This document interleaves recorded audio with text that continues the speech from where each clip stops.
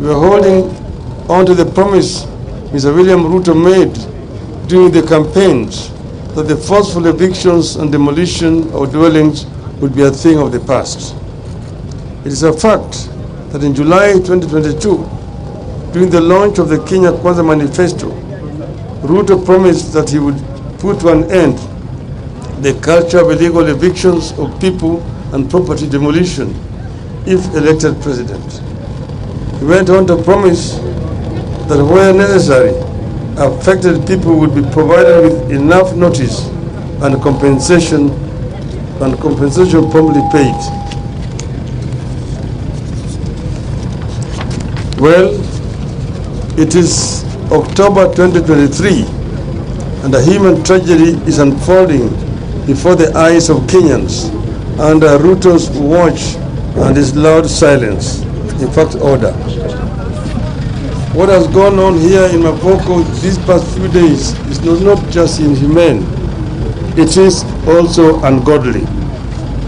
What is going on here is forced eviction, the exact crime Ruto promised to bring to an end in July last year.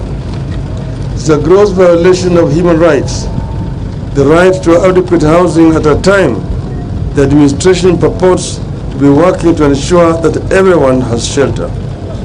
What's going on here indicates a systematic disregard of recognized human rights standards on the part of the state.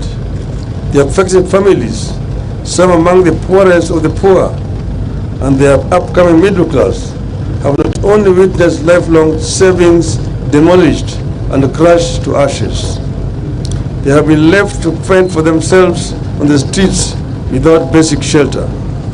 Children who are learning in some of the schools here have seen their classrooms flattened into open fields, the upcoming exams standing. A regime whose top leadership never missed an opportunity to show that they are deputies of Christ is presiding over the demolition of houses of worship. The evictions have taken place just as the rains are beginning to set in.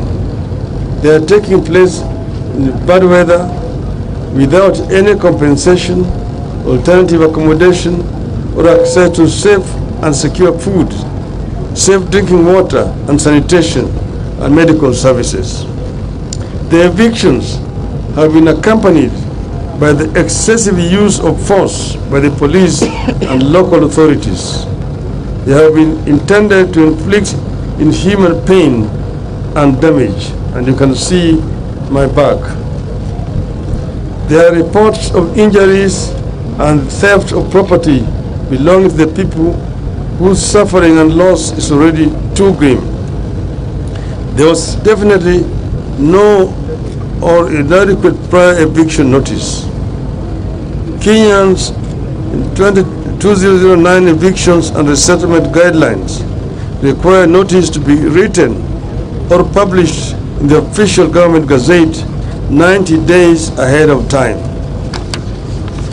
Yet, within minutes of a court ruling, people have lost their homes and their livelihoods.